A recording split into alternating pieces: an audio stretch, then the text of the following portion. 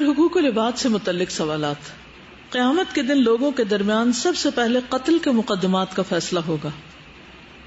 رسول اللہ صلی اللہ علیہ وسلم نے فرمایا قیامت کے دن مقتول کو اس حال میں لایا جائے گا کہ اس نے اپنا سر دائیں یا بائیں ہاتھ سے پکڑ رکھا ہوگا اور اس کے زخموں سے خون رس رہا ہوگا.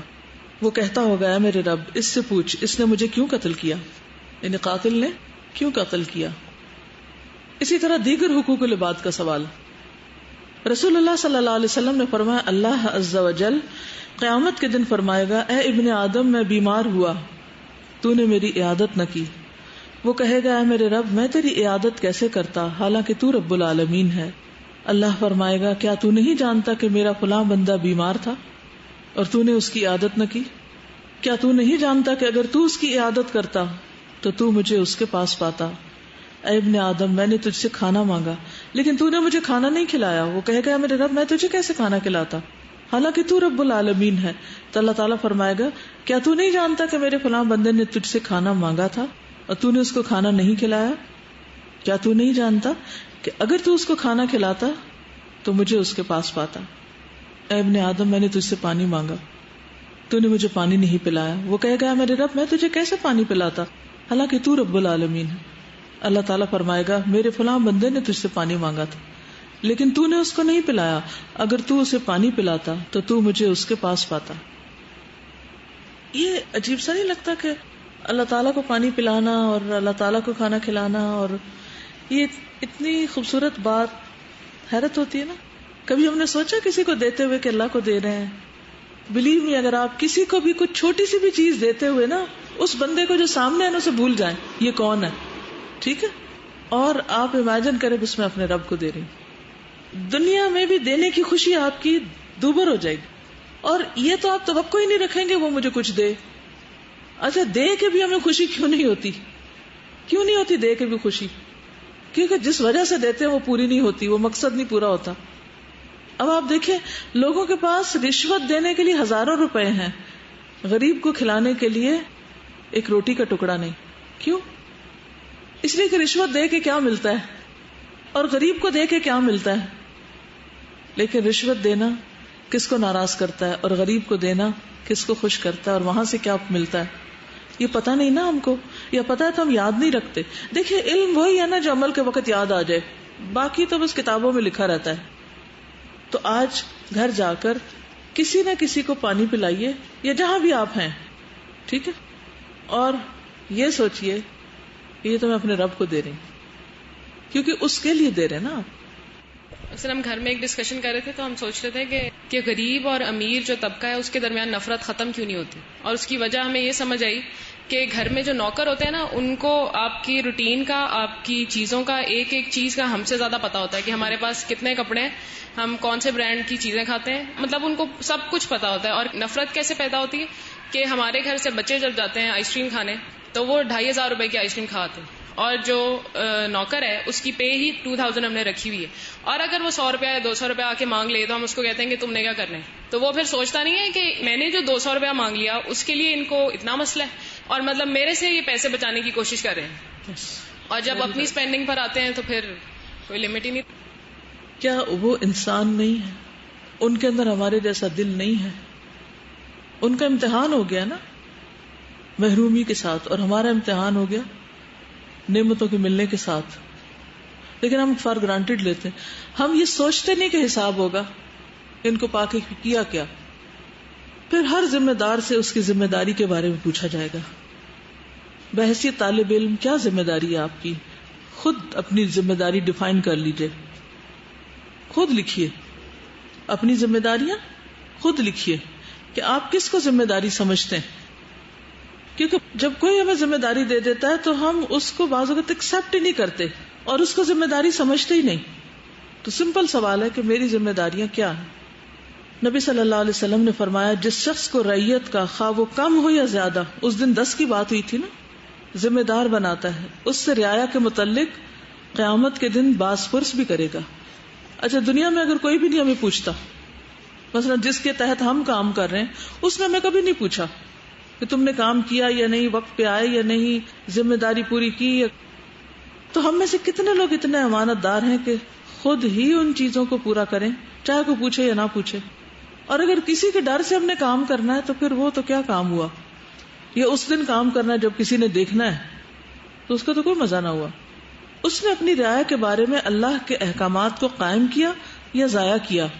یعنی صرف یہ نہیں کہ وہ خاص چیز 2-4 کا پہاڑا یاد کر لیا تو ذمہ داری پوری ہو گئی، بلکہ اس کے ساتھ یہ بھی ہے کہ اللہ کے احکامات، جیسے اگر بچے ذمہ داری ہیں یا گھر کے سرونٹس ہیں یا جو بھی، یا شاگرد ہیں، یا تو اللہ کے احکامات کو قائم کیا یا نہیں کیا. یہاں تک کہ اس سے اس کے اہل خانہ کے متعلق بھی خصوصیت کے ساتھ پوچھا جائے گا. یعنی گھر سے باہر کے بھی ذمہ داری اور گھر کے اندر کی بھی، جو بھی کسی کی ہوگی. کیونکہ ہم سب چلے خواتین ہونے کی حیثیت سے ہم کہہ سکتے نہیں جی ہمارا تو دائرہ کار ہمارا گھر ہے، لیکن ہم کچھ کام اجتماعی طور پہ بھی تو کرتے ہیں نا. کچھ انفرادی ذمہ داریاں ہوتی ہیں، کچھ اجتماعی ذمہ داریاں ہوتی ہیں. انفرادی تو ہم سب کو کچھ پتہ ہی ہوتی ہیں کیونکہ وہ ہمارے کام ہے، ہم ہی نے کرنے ہیں. اجتماعی کون سی ذمہ داریاں ہوتی ہیں؟ دیکھیے حدیث دوبارہ سن لیجئے، پھر سوچئے آپ گھر سے باہر کس چیز کے ذمہ دار ہیں. نبی صلی اللہ علیہ وسلم نے فرمایا جس شخص کو رعیت کا خواہ وہ کم ہو یا زیادہ ذمہ دار بناتا ہے، اس سے اس کی رعایا کے بارے میں قیامت کے دن پوچھے گا بھی کہ اس نے اپنی رعایا کے بارے میں اللہ کے احکامات کو قائم کیا یا ضائع کیا. یہاں تک کہ اس کے اہل خانہ کے بارے میں بھی خصوصیت سے پوچھا جائے گا. یعنی دونوں طرح پوچھا جائے گا. اہل خانہ الگ بات ہو رہی ہے نا، اس لیے پھر رعایا الگ ہو گئی، ورنہ تو کلکم راعٍ و کلکم مسئول عن رعیتہ بھی آ جاتا ہے. اسکول میں ٹیچر جیسے، صرف اسکول یا کوئی اور شعبہ بھی، کسی بھی شعبے کا ذمہ دار یا انچارج جو آپ کو بنایا جاتا ہے. حدیث کے الفاظ پھر دیکھیے، اس نے اپنی رعایا کے بارے میں اللہ کے احکامات کو قائم کیا یا ضائع کیا. اس سوال پہ غور کیجئے کہ مثلا اسکول ٹیچر ہے، اس نے اپنی رعایا کے بارے میں اللہ کے احکامات کو قائم کیا یا ضائع کیا. کیا اللہ کے احکامات اس کی رعایا کے بارے میں ہو سکتے ہیں؟ مثلا عدل رکھنا، فیورٹزم نہ رکھنا. اس میں ایک چھوٹی سی مثال ہے. مثال کے طور پر آپ کسی فیکٹری میں کام کرتے ہیں، مثلا اس میں جس پوزیشن پر آپ ہیں آپ کے انڈر 10 اور لوگ کام کر رہے ہیں. نماز کا وقت ہوتا ہے، آپ خود تو نماز پڑھنے بیٹھ جاتے ہیں اور ان کو نہ آپ بلاتے ہیں، نہ پوچھتے ہیں، نہ کہتے ہیں، نہ فکر کرتے ہیں. تو یہ اللہ کے احکامات ہیں نا جو آپ کی رعایا کے بارے میں آپ سے پوچھے جائیں گے. کہ صرف یہ تھوڑی دیکھا جائے گا کہ آپ روز آتے ہیں جناب، روز چیک کرتے ہیں فلانا فلانا کام ہو گیا کہ نہیں ہو گیا. کیا یہ دیکھنا ضروری نہیں کہ وہ اللہ کے احکام بھی آپ کے نیچے والے مان رہے ہیں یا نہیں، یا اس کے لیے آپ ٹائم دے رہے ہیں یا نہیں؟ کیونکہ بعض اوقات ان کو ٹائم ہی نہیں دیا جاتا وہ نماز پڑھ سکیں. اب سیلز پرسن جھوٹ بول کے اگر چیزیں بیچ رہے ہیں تو کس کی ذمہ داری؟ آپ کی نا، کہ آپ انہیں بتائیں کہ جھوٹ نہیں بولنا. ایک چھوٹی سی مثال ہے. چلیے امر بالمعروف اور نہی عن المنکر کا سوال. رسول اللہ صلی اللہ علیہ وسلم نے فرمایا یقیناً اللہ تعالیٰ بندے سے قیامت کے دن سوال کرے گا، حتیٰ کہ یہ بھی پوچھے گا جب تم نے برائی دیکھی تھی تو اس کا انکار کیوں نہیں کیا تھا. جب اللہ تعالیٰ بندے کو اپنی حجت ذہن نشین کرائے گا تو وہ کہے گا اے میرے رب، میں نے تجھ پر اعتماد کیا تھا اور لوگوں سے ڈر گیا تھا. کیا مطلب؟ اللہ تعالیٰ پر اعتماد کا مطلب کہ آپ غفور الرحیم ہیں، آپ تو مجھے معاف کر دیں گے، مجھے یقین تھا. لیکن ہم ایک عام جملہ بولتے ہیں، اللہ تو معاف کر دیتا لیکن بندے معاف نہیں کرتے، لہٰذا ہم بندوں سے زیادہ ڈرنے کی جسٹیفیکیشن تلاش کر لیتے ہیں. سنتیں بھی کیوں چھوڑ دیتے ہیں؟ اس کے پیچھے بھی ایک ہی وجہ ہوتی ہے. اللہ تعالیٰ حقوق العباد تو جو ہے معاف نہیں کرے گا، حقوق اللہ معاف کر دیں. یس، یہ ایک بہت بڑی دلیل دیتے ہیں. اہل قرآن کا حساب. رسول اللہ صلی اللہ علیہ وسلم نے فرمایا قیامت کے دن قرآن اور اہل قرآن جنہوں نے اس پر عمل بھی کیا ہوگا ان کو لایا جائے گا. سورۃ البقرہ اور آل عمران ان کے آگے آگے ہوں گی، باڈی گارڈز آگے آگے سفارش کرنے جا رہی ہوں گی. کبھی آپ کو کسی ایسے گروپ میں چلنے کا اتفاق ہوا جس کے آگے آگے پولیس یا فوج جا رہی ہو؟ اور دیکھنے کا تو بہت اتفاق ہوا ہوگا. قیامت کا دن ہے، اہل قرآن آ رہے ہیں اور آگے آگے 2 صورتیں آ رہی ہیں. ایک جگہ پر آتا پرندوں کے جھنڈ کی شکل میں، بادلوں کی شکل میں اور صاحبان کی شکل میں. تو ایک پہچانے جا رہے ہوں گے نا. کہ یہ کون سا گروپ آ رہا ہے. رسول اللہ صلی اللہ علیہ وسلم نے فرمایا قرآن قیامت کے دن اجنبی انسان کے روپ میں آئے گا اور صاحب قرآن سے پوچھے گا کیا تو مجھے پہچانتا ہے؟ امیجن کریں کہ کوئی شخص ملے آپ کو اور کہے کہ آپ جانتے مجھے، آپ دیکھ کے کہیں کبھی دیکھا تو نہیں.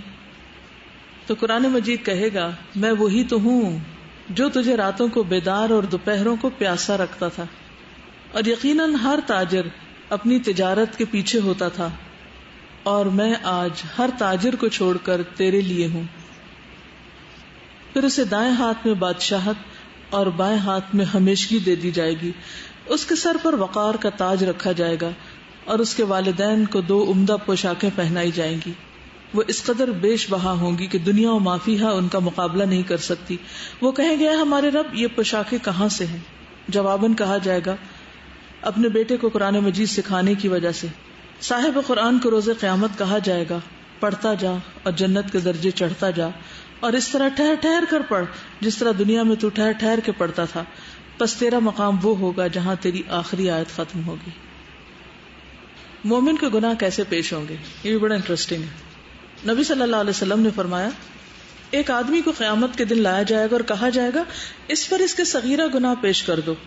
سو وہ اس پر پیش کیے جائیں گے اور اس کے کبیرہ گناہوں کو پوشیدہ رکھا جائے گا، بڑے بڑے گناہ ایک طرف رکھے جائیں گے، اور اسے اقرار کرنے کے لیے کہا جائے گا کہ تو نے فلاں دن فلاں فلاں گناہ کیا تھا.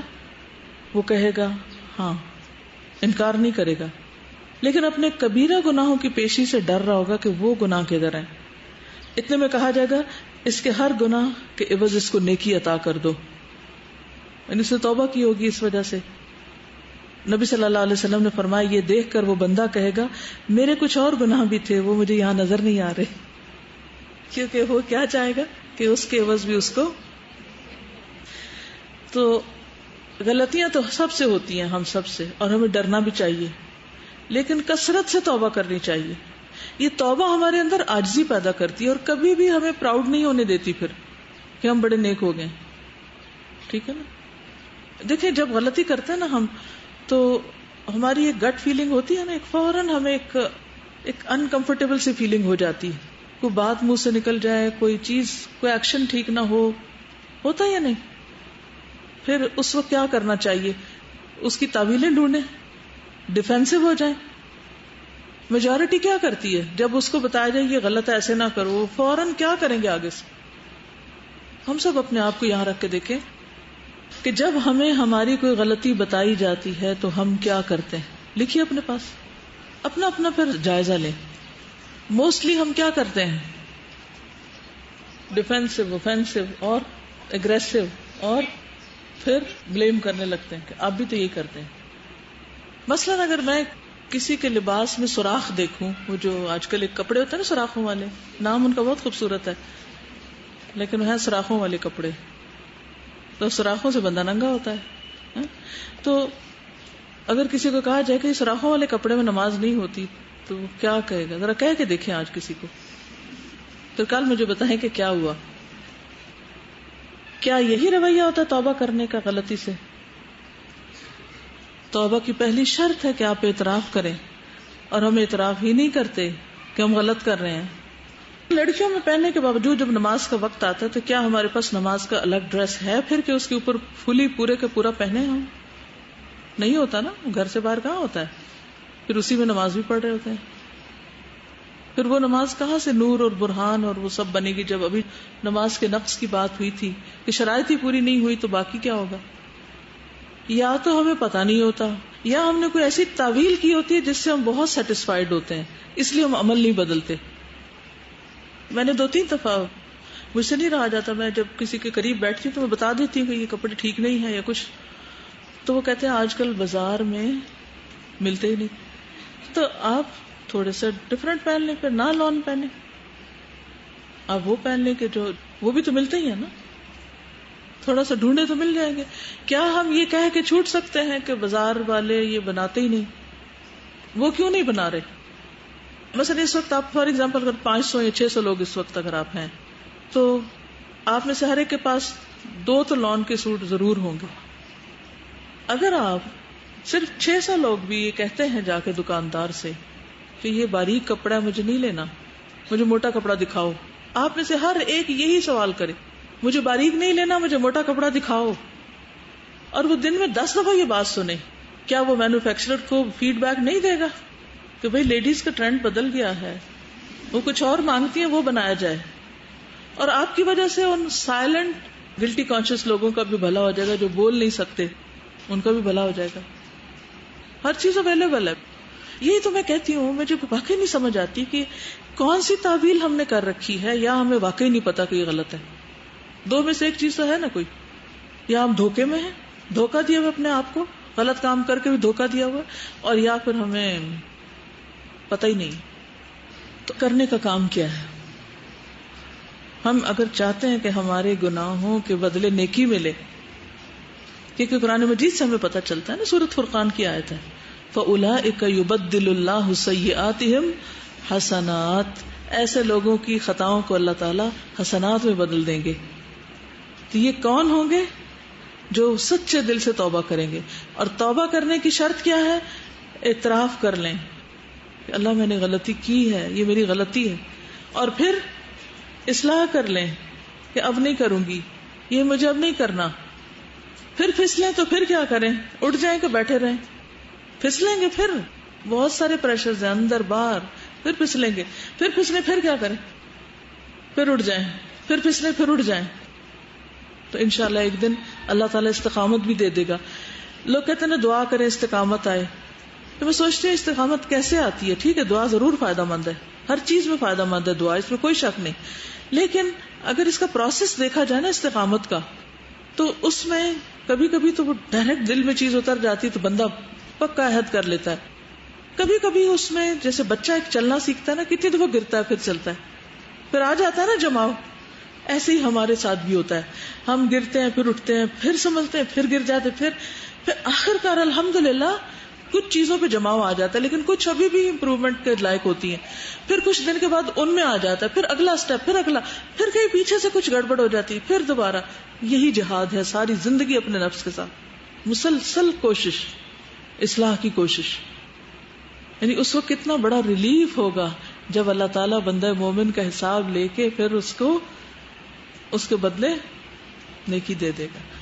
تو کرنے کے کاموں میں لسٹ میں لکھتے کہ سچے دل سے توبہ کرنا ہے اور غلطیوں کی اصلاح کی فکر کرتے رہنا ہے. مکھی پہ مکھی نہیں مارنی، وہ پہلے ایک مری ہوئی ایک اور بھی مار دو اسی پہ نہیں. اب تو میں گناہگار ہو ہی گیا، اب تو میں گندا ہو ہی گیا، تو اب میرے پاک ہونے کا تو کوئی طریقہ ہی نہیں رہ گیا. نہیں، ابھی بھی بہت وقت ہے. پھر مومن کی علیحدگی میں معافی. نبی صلی اللہ علیہ وسلم نے فرمایا قیامت کے دن ایک مومن اپنے رب کے قریب کیا جائے گا یہاں تک کہ اللہ اپنی ایک جانب اس پر رکھے گا، پھر اس سے اس کے گناہوں کا اقرار کروایا جائے گا. پھر اللہ تعالیٰ فرمائے گا کیا تو پہچانتا ہے؟ وہ عرض کرے گا اے میرے رب میں پہچانتا ہوں. اعتراف. اچھا یہ اعتراف بھی کون کر پائے گا؟ جو دنیا میں اعتراف کرتا ہوگا کہ اللہ میں اعتراف کرتا ہوں کہ میں گناہ گار ہوں. اللہ فرمائے گا میں نے دنیا میں تیرے گناہوں پہ پردہ ڈالا اور آج کے دن تیرے گناہوں کو معاف کرتا ہوں.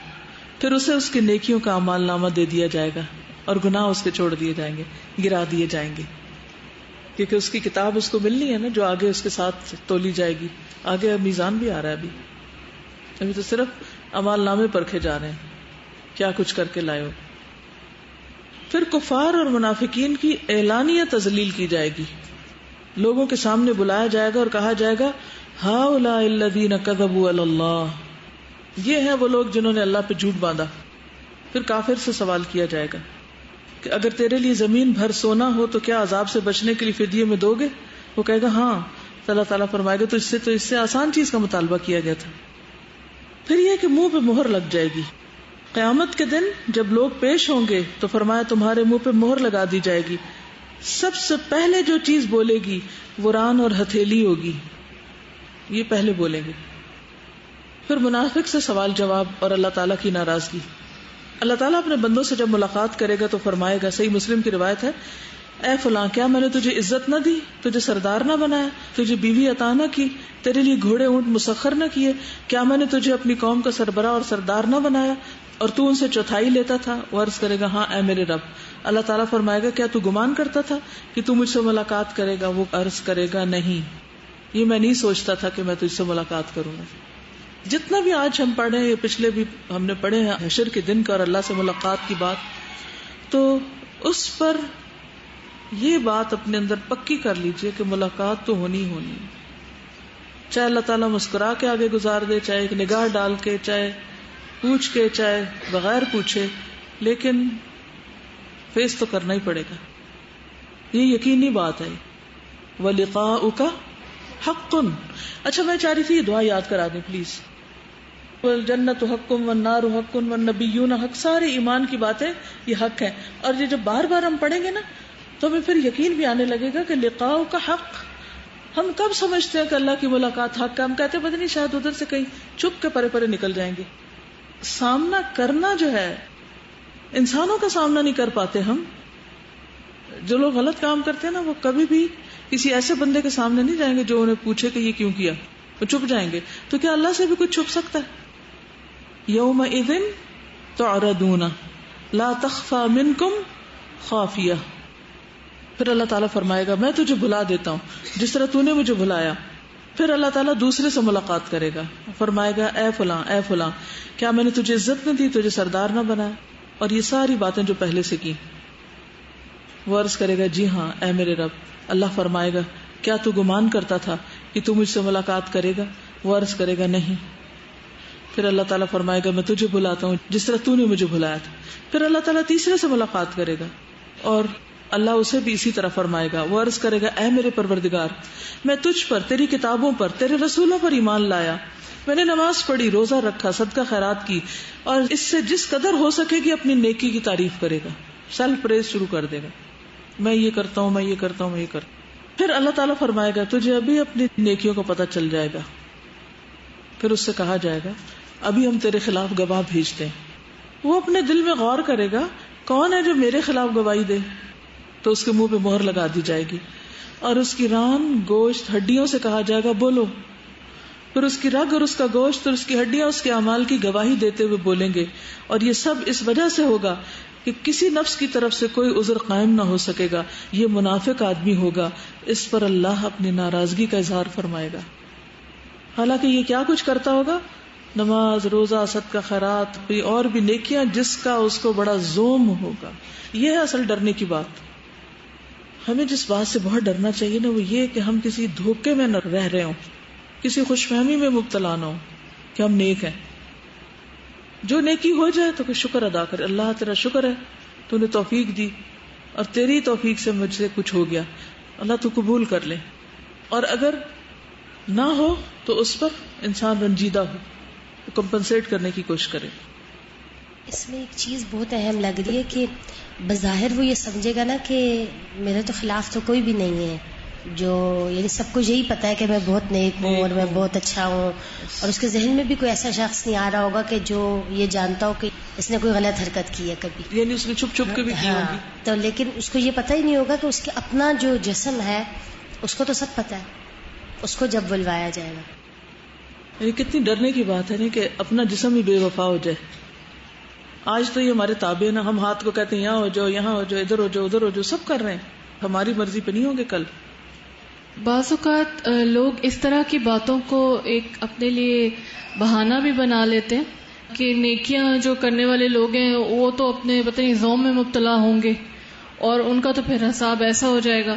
تو کیا ضرورت ہے پھر اتنی زیادہ نمازیں لمبی پڑھنے کی؟ اور وہ اس چیز میں پھر یعنی غلط اس کا استعمال کرتے ہیں. حالانکہ جب میرے بچے بعض وقت اس طرح کی اگر کبھی کوئی بات کرے نا تو میں ان کو یہ کہتی ہوں کہ بیٹا اگر آپ پڑھائی کرتے ہیں اور پیپر والے دن اگر آپ کو فرض کرو وہاں کوشچنز نہیں صحیح آ رہے تو کیا آپ یہ کہیں گے کہ پڑھنا ہی نہیں چاہیے؟ پڑھنا تو بہرحال ہے نا. پھر آپ دعا بھی ساتھ کریں کہ اللہ کرے کہ اس علم کا آپ کو پھر فائدہ بھی ہو جو آپ تیاری کر کے جاتے ہیں. لیکن اس کا یہ مطلب تو نہیں نکلتا کہ پھر آپ تیاری ہی نہ کریں.